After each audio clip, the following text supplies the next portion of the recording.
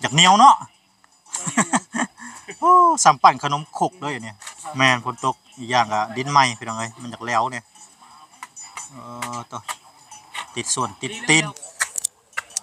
ถ้าว่าแล้วมื้อนี้ก็เอาลงเลยเนาะเพราะว่ายามมันตกอีกเนาะประมาณนั้น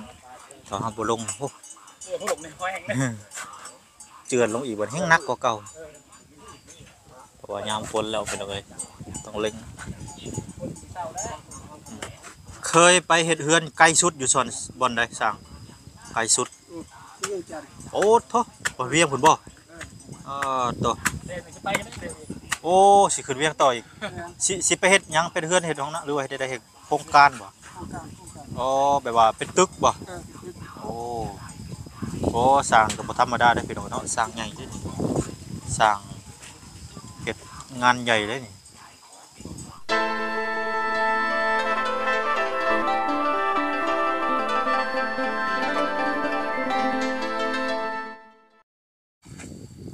น้องพี่น้องสารภาพมาเมื่อนี้น้องพี่น้องเนาะมาพบมาพ่อในกันตอนเช้าๆพี่น้องเนาะก็คือมื้อนี้ก็มีภารกิจแล้วพี่น้องเนาะทางบ้านในแก้วเพิ่นก็ได้ก็คือเรื่องทางห้องน้ำห้องในเพิ่นนั่นแหละพี่น้องเนาะสบายดีเด้อพ่อแม่พี่น้อง FC กันเบิดสุขุสุคนน้องพี่น้องเนาะบ่ว่าสิอยู่ใกล้หรืออยู่ไกลบ่ว่าสิเป็นพี่น้องฝั่งลาวฝั่งไทยบ่ว่าสิเป็นพี่น้องทางต่างประเทศก็ยินดีต้อนรับเข้าสู่ช่องบ่น้อยเสียงหลายคือเก่าคือเดิมเด้อพี่น้องเด้อพี่น้องไอ้ตอนนี้ก็มาฮอดจอดถึงเนาะสั้นๆบันซองไอ้แก้วก็ในที่สุดก็เวลาก็มาฮอดแล้วทางห้องน้ำบ้านไอ้แก้วเพิ่นน้องพี่น้องก็จะได้ลงมื้อวันนี้แหละพี่น้องเนาะเพราะว่าทางสร้างเพิ่นก็มาแล้วเนาะสร้างเพิ่นก็เนื่องจากติดภารกิจบ่หรือว่าน้ำท่วมทางหรือว่าจังใดเนาะเพิ่นก็ยังมาบ่ได้น้องพี่น้องเนาะมื้อนี้ก็เลยมีโอกาสพี่น้องเพิ่นก็เลยมาจนได้พี่น้องเนาะก็คือเรื่องห้องน้ำเนาะพี่น้องเนาะก็เป็นทางบ่พรเพิ่นน้องพี่น้องเป็นผู้อันกำกับอะไรน้องพี่น้องเนาะก็คือทางแม่ถอนแก้วเพิ่นน้องพี่น้องเนาะก็มอบหมายให้ทางทีมงานบ่พรแล้วก็ทางบ่ละน้องพี่น้องเนาะได้มาเฮ็ดมาสร้างนี่แหละพี่น้องเนาะก็ในที่สุดก็เฮือนซานบ้านซองรถตอกรถไถน้องพี่น้องเครื่องมืออุปกรณ์ต่างๆก็ได้มาเป็นที่เรียบร้อยเบิดแล้วน้องพี่น้องเนาะเหลือแต่ทางห้องน้ำเพิ่นบัดนี้น้องพี่น้องเนาะไปซะพี่น้องบ่ว่าระยะห่างเดี๋ยวเขาไปหาทางสร้างเพิ่นก็เลยว่าห้องน้ำนี่เฮ็ดอยู่จุดใดบ่อนใดน้องพี่น้องเนาะไป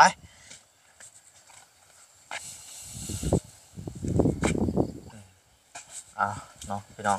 ตอนนี้เขามาแล้วพี่น้องโอ้เห็นอยู่ฝุ่นๆเลยบ่สบายดีเด้อทางไอ้วันแล้วก็คนน้อยเพิ่นมาสบายดีครับสบายดีไปสบายดีสบายดีสบายดีกันแล้วสบายดีเสียงว่าดังๆดูสบายดีว่าสิสบายดีฮักกระตื่นบ่จักเสียงยังบ่มีเนาะสงสัยลืมเสียงลงมาแต่บันไดบ่จักอันนี้โอ้ยตายละเนาะโอ้ทางสร้างมันพี่น้องเดี๋ยวไปหาสร้างวันนี้น้ำก่อนโอ้ไอ้วันให้กินยังเด้มื้อนี้เนาะโอ้ปุ่นแกงหน่อไม้เนาะเนี่ยพี่น้องเอ้ยมาสร้างเฮาสบายดีเด้อสร้างเด้อสบายดีสบายดีโอ้มาในที่สุดก็มาฮอดแล้วพี่น้องเนาะสร้างเฮามาย่างบ่ปอโตบ้านยังกว่าบ้านเจ้านะบ้านโป่งไกลบ่ประมาณกิโลไกล2โลได้2โลได้ผ่านครัวนะมาแล้วเนาะผ่านครัวจมน้ำท่วมในย่างเอาทีมรถไปฝากนั่นพุ่นโอ้ไปทีมรถไปฝากนั่นเราว่าน้ำยังไหลไปเนาะน้ำท่วมทางไปนะก็มาฮอดบ่มีบ้านพี่น้องบ่แถวนี้พักเนาะสมุทรฝนแห้งบ่มีบ่ถ้าว่าฝนมันแห้งก็ไปนอนเลยเนาะเมื่อบ่ได้มาบ่ได้และพี่น้องยำฝนยำหามผ้าหามฝนบ่ได้พี่น้องเอ้ยจะสิว่าจังไดเนาะจะเป็นพี่น้องเอ้ยเป็นได้เขาน้ำสัมปาแล้วล่ะบ่แต่บ่ทุกคนแล้วเนาะเอาทำงานสะดวกเลยบัดนี้พี่น้องเอ้ยแล้วเวลาจ้างบ่หรือดำเองโอ้นาหลายนากว้างนะเนาะแต่ปีละจักกระสอบโอ้ถ้าถั่วลายเติบเลยพี่น้องเอ้ยลอยไปเนี่ยดำในห้วยเพิ่นสิแล้วมันง่ายเด้ ก็ดำคนหนึ่งแห้งคักเลยเลี้ยวหน้าเลี้ยวหลังมวยมีแต่หนทางขึ้นบ่แล้วใส่เด้ทางขึ้น ทั้งไทยทั้งขาดทั้งดำมาโก้แล้วอะไรแบบนี้ โอ้ย มันมีแต่เตี้ยปลูกอู่แทต้นไม้แล้วปลูกเป้เออ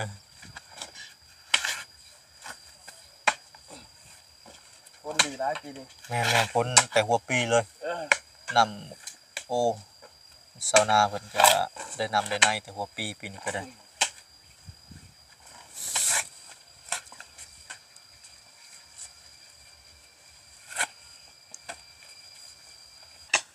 นอกน้องมาในทางบ่พรก็มาแล้วเอ้าสบายดีเด้อทางบ่พรพี่น้องเอ้ย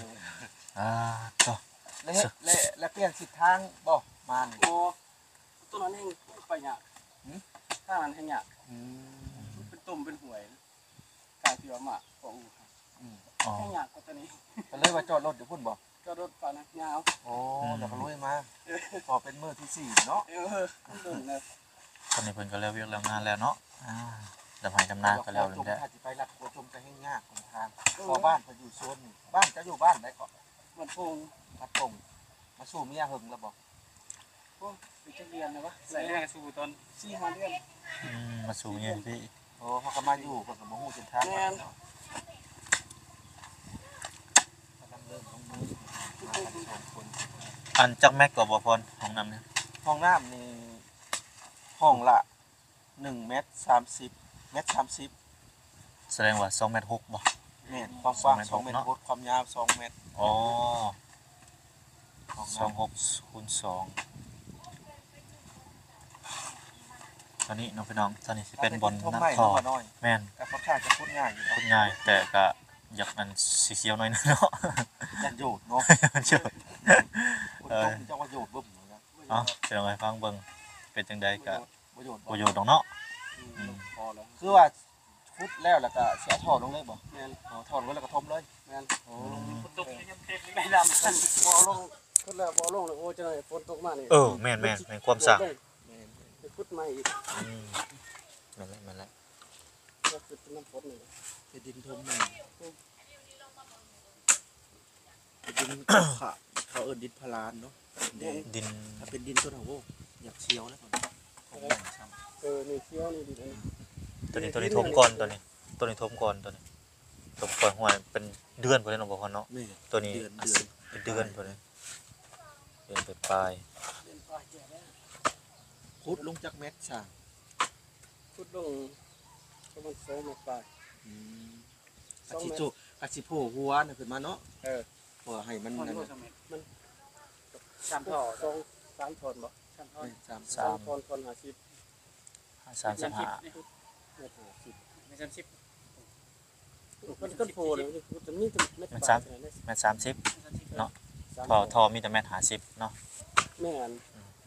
โผหัวขึ้นมาไอ้ถึงว่าโผหัวถอขึ้นมา แม่ โผถอเนาะ ปิดสะดวก 30 เซนบ่ โอ้ย3 เส้นพอแล้ว ซาวเนาะ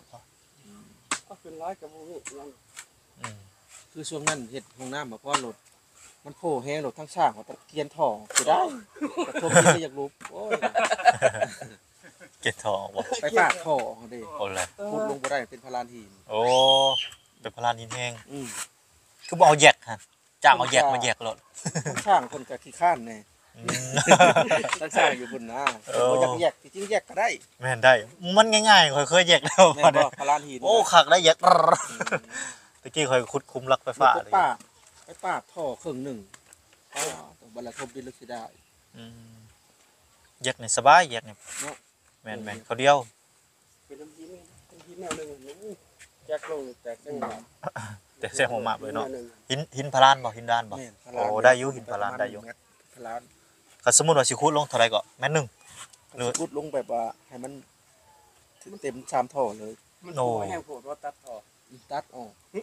มันยังสูงบ่ได้ไปถมดินแล้วก็โอ้ยว่าสิได้บ่ตัดเด้ เนาะ ขับจงไว้ก็ดี พอดีเนาะ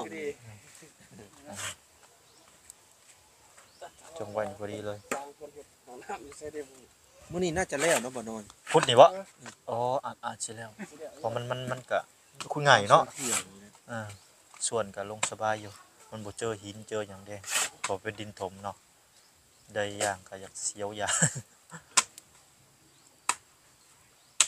ถือว่าโอเคอยู่ดอกสำกัน ดีนะเพิ่นยังแทกนะพี่น้องแทกไว้แล้วก็จะขุดคือบางคนขุดมั่วตัวไป แม่นบ่ บ่ได้แทกแล้วมั่ว เออไรแม่นบ่สะสร้าง โอ้สงสัยเพิ่นจ้างจ้างคนขุดต่างหากนะ อืม เป็นคนแบบว่าหับขุดโดยเฉ รับ พาะ จ้างขุดโดยเฉพาะเนาะ แล้วเพิ่นจะขุดเป็นวงกลมมาสิเลย อืมอันนี้เพิ่นประเทศสองคนไปเลยเนาะ อันนี้แทกไว้ก็ดีมันจะสิบ่เปลืองเฮานะกินข้าวกินน้ำมาแล้วบ่ กินแล้วกินแล้ว อืม เอาแบบกินแล้วมาร ถเขาจอดอยู่ขึ้นเนาะ เนี่ย อ๋อโต ไก่ได้บ่น้อยบ่เฮาไปเบิ่งไม้อันนี้ โอ้ ไม้น้องเบยฮักแป้นนะ อืมโอ้จอดไปเลยเนาะโต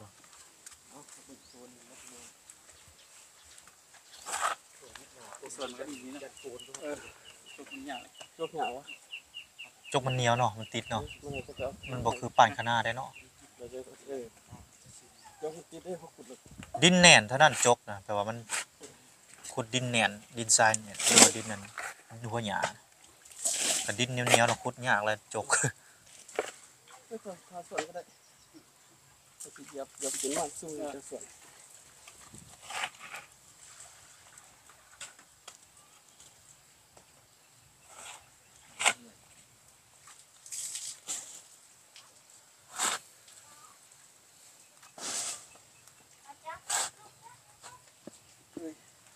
เพิ่นนี่แล้วว่ามาเบิ่งเฮือนน้องเบยมื้อนั้นแม่นบ่ มัน โอ้ว่า เบิ่งเพิ่น สั่ง เบิ่ง พามาเนาะ แตงบัวตัดผม แล้วก็เลยบ่ได้ นี่ขาหน้าได้แบบนี้ อืม บริมาติดต่อได้ อืม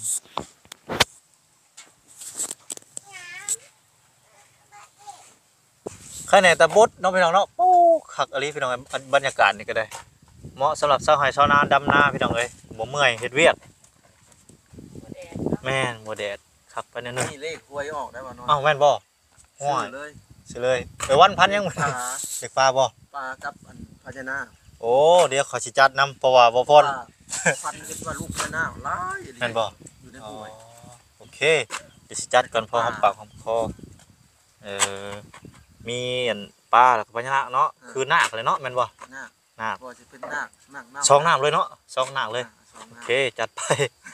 เอาบ่ช่างเอาบ่ พากันส่วนกันได้นี่ บ่เมื่อกี้นี่บ่พรเพิ่นนั่นคิวได้พี่น้องเนาะกับอันไอ้แก้ว ถึง5,000กีบ ถึก แก้วเนาะ โอ้คือเจ้าของเฮือนเพิ่นนี่แหละพี่น้องเนาะไอ้แก้วถึง5,000แล้วก็บ่พรเพิ่นพี่น้องเอ้ยประมาณ5,000กีบได้อยู่ประมาณเท่าไหร่ก็ 425,000กีบ โอ้420,000กีบปลาน้อยหรือปลาใหญ่บัดนี้ ปลาน่ะเฮ็ดปลาน้อย ปลาน้อยเนาะเอาบ่ซองปลาอยู่เป็นจังได๋ แม่น ย่านเนาะย่านมันออกตลอดนะอันน่ะก็2ปลาก็2เอ้าสีเด้งพี่น้องเอ้ยสีเด้ง น้อยนะใบใหญ่ไม่ชอบ เออ เจ็ดต้องมาปะเจ็ดมันเอา ตาย เจ็ด อันนี้ได้ลูก 8 7 อืมเอามื้อนี้สินำทางบ่พรก่อนมื้อนี้เป็นจังได๋มื้อหน้านำ เจ้าเด็กมานะ มื้อหน้านำทางบ่ย่ามื้อหน้า บ่ออกช้ำบ่เอ่ยวันมื้อหน้าเพิ่นนั่นน่ะเนาะ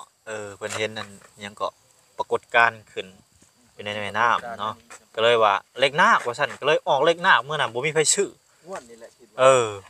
ว่า ออกเลขเวียดดอกออกเลขนาคบ่มีไผซื้อไปวันเพิ่นบอกเนาะ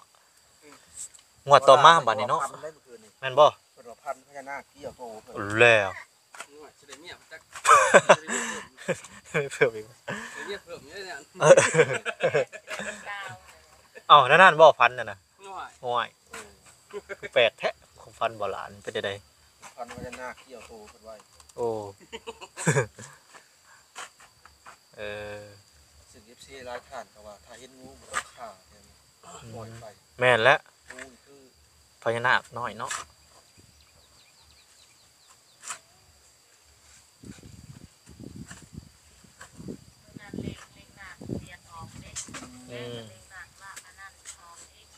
มื้อต่อมาบัดนี้ไผฝันอันเอ้ยไอ้แก้วหรือไอ้วันมื้อน่ะฝันน่ะฝันวันเห็นหมูน่ะไอ้แก้วเนาะโอ้ไอ้แก้วฝันเห็นหมู เพิ่นว่า หมูหลายสี แต่ทั้งเพิ่นอยากได้สีขาว อ่าหนึ่งมา เล็กโมงที่ออกซ้ำอย่างนี้นะ ไอ้แก้วก็ถึกซับมื้อน่ะเราฝันแล้วก็ดึกเลยเล็กหมูเนาะอืม ตอนนั้นเราก็ทำเห็นควายบ่ โอ้ออกโตเลยควายเหรอเนาะ คันเห็นตัวได้เป็นเอาตัวนั้นเลยบ่ต้องเปลี่ยน ไปป้าเอาไปป้าเลย พี่น้องบ้านนี้ตัดภาพมาตอนนี้ก็เริ่มลงลึกแล้วพี่น้องเนาะไก่สิฮอดจุดหมายปลายทางแล้วพี่น้องเอ้ยไว้พอสมควรพุ่นเลยอยากเหนียวเนาะ โอ้สามปั่นขนมขกเลยเนี่ยตายละ คนตกให้ทาง แม่นฝนตกอีกอย่างก็ดินไหม้พี่น้องเอ้ยมันอยากแล้วเนี่ยต่อติดส่วนติดตีน โอกาสดีกว่าเลยก็คนตกใส่ให้หยาบเลย แม่นถ้าว่าแล้วมื้อนี้ก็เอาลงเลยเนาะเพราะว่ายามมันตกอีกเนาะ แม่น ประมาณนั้นถ้าเฮาบ่ลงโอ้ ๆพวกในห้อยแห้งเลย เจือนลงอีกบ่แห้งหนักกว่าเก่าเพราะว่ายามฝนแล้วพี่น้องเอ้ยต้องเล็ง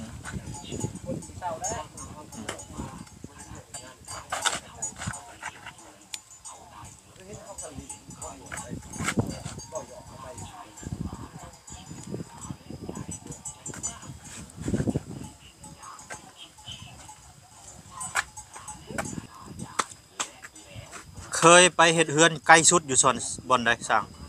ไกลสุด เรื่องจัด โอ้โถบ่เวียงพุ่นบ่ตัว เดี๋ยวจะไปกันได้เลย โอ้สิขึ้นเวียงต่ออีกสิไปเฮ็ดหยังเป็นเฮือนเฮ็ดห้องนะหรือว่าเฮ็ดได้เฮ็ดโครงการบ่ โครงการ อ๋อแบบว่าเป็นตึกบ่ คือ โอ้ตึก โอ้สร้างก็บ่ธรรมดาเด้อพี่น้องเนาะสร้างใหญ่เด้อนี่สร้างเฮ็ดงานใหญ่เลยนี่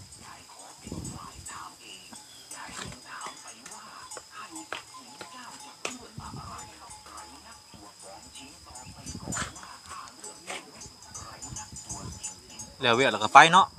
มูไปทาแล้วดิ ฮะ มูไปทาร้ายคนเลย โอ้หมู่ในบ้านนี่บ่ มูก็นอกจากมาจากประสาท หมู่เคยเวียนนํกันว่าซั่นๆเนาะ แม่น อ่า เขาคือเรียกว่า ไปก่อนแล้ว แต่ว่าเฮายังค่าเวียกอยู่เนาะ เออ ยังค่าเฮ็ดดำนากับห้องน้ำนี่แหละพี่น้องเอ้ยห้องน้ำนี่กะว่าสูงสุดนี่จักมื้อแล้ว ประมาณ เป็นทิศเลย เป็นอาทิศหนึงเนาะก็ถือว่าบ่ดนเนาะ เ พอดีใช่ไหม ตีกว่านะครับประสบ เป็นระยะอันนี้เนี่ยเนาะระยะฝนนี่แม่นแล้วเพราะว่าบ่สะดวกอะอยากเฮิงๆเนี่ยน้อยนึงแม่นแล้วแม่น แม่น ถูกต้อง กำหนดบ่ได้ แม่นกำหนดบ่ได้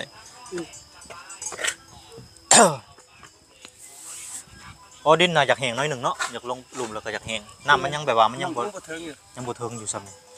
มันลิ้นพุ่นแล้วตอนนั้นมันลิ้นพุ่นแล้วยามฮ้อนยามลิ้น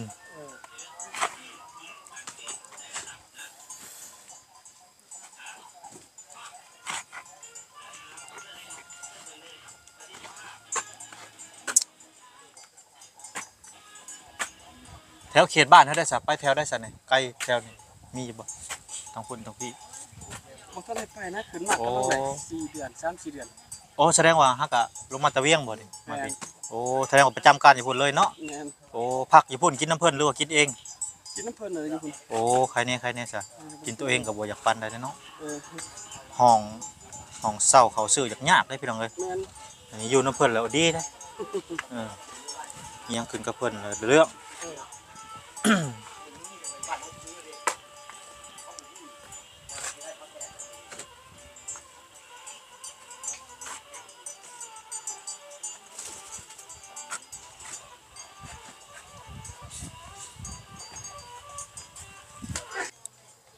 น้องพี่น้องตอนนี้ก็สร้างเฮากำลังเฮ็ดไปสักพักหนึ่งแล้วน้องพี่น้องเนาะทางบ้านก็สิอัปเดตอัพคลิปให้พ่อแม่พี่น้องเฮาผู้ฟังนำกันก่อนบัดนี้น้องพี่น้องเนาะก็อัปเดตไปทีละนิดทีละหน่อยพี่น้องเนาะทยอยกันไปเรื่อยๆทางสร้างเพิ่นเฮ็ดฮอดกันได้บ่นั้นก็สิอัปเดตไปตอนคันเป็นแต่ละขั้นตอนนั่นแหละน้องพี่น้องเนาะจะได้ก็ขอบคุณทาง FC เพิ่นใหญ่ใจดีเนาะที่เข้ามา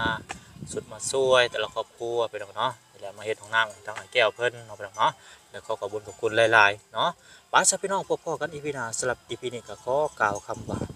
สบายดีพี่น้องสบายดี